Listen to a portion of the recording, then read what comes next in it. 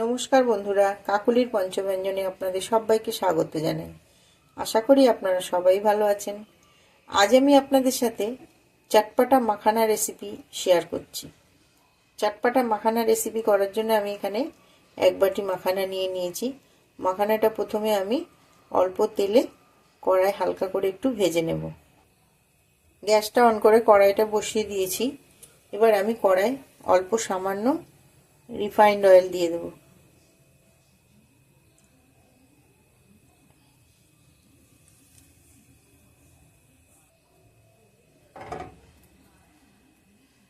তেলটা গরম হয়ে গেছে। এবার আমি মাখানাটা দিয়ে দেব।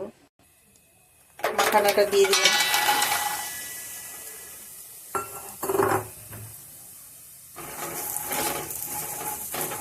মাখানাটা আমি হালকা করে একটু ভেজে নেব। মাখানাটা আমার ভাজা হয়ে গেছে, দেখুন।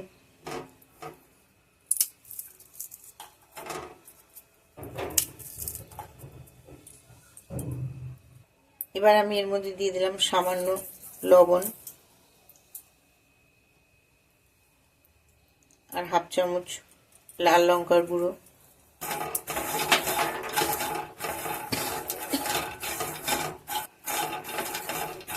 এবার আমি এটা নামিয়ে নেব।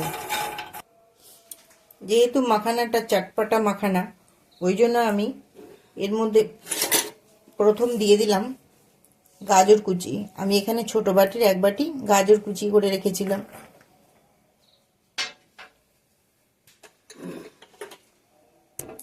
দিয়ে দিলাম টমেটো কুচি।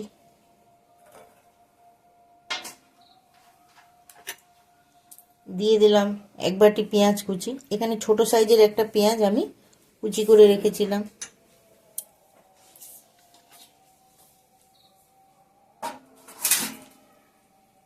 দিয়ে দিলাম শসা। দিয়ে দিলাম ধনেপাতা কুচি।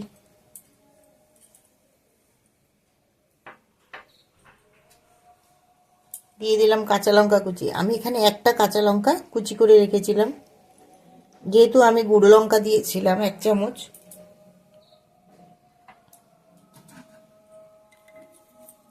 দিয়ে দিলাম বিট নুন। এখানে ছোট চামচের এক চামচ বিট নুন আছে।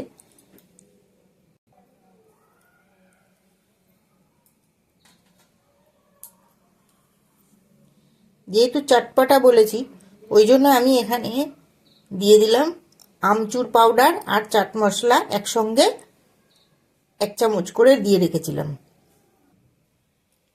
এটা দিয়ে দিলাম আমচুর পাউডারটা।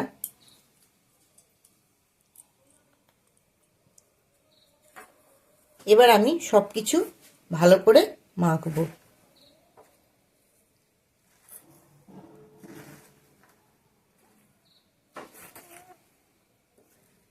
সবকিছু আমি একসঙ্গে মেখে নিলাম।